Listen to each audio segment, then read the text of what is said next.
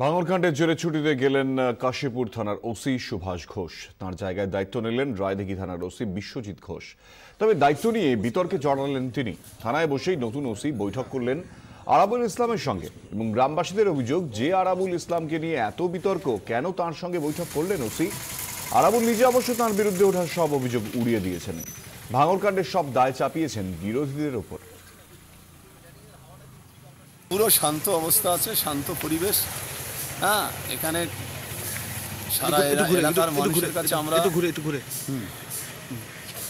সারা এলাকার মানুষের কাছে আমরা শান্তি বজায় রাখার জন্য বলেছি।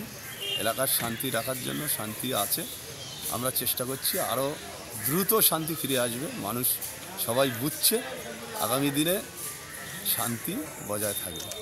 অধীর চৌধুরী আজকে এলাকায় শান্তি মিছিল। আমি একটা কথা বলি, ঘোলা জলে অনেকেই মাছ ধরার চেষ্টা করবে। কে আব্দুল মান্নান, কে অধীর চৌধুরী, আমরা সবাই জানি যে কে তারা ঘোলা জলে মাছ ধরার চেষ্টা করছে। একটা কথা জানবেন, বাংলায় মমতা বন্দ্যোপাধ্যায়ের নেতৃত্বে গোটা বাংলায় যখন উন্নয়নের বাতাবরণ তৈরি হয়েছে, বাংলার মানুষ, ভাঙড়ের মানুষ হয়তো দুটো বুথের, তিনটে বুথের মানুষকে ভুল বুঝিয়ে বাইরে থেকে মানুষ এনে অশান্তি করার চেষ্টা করছে যারা, আগামী দিনে তারা নিজেরাই বুঝবে।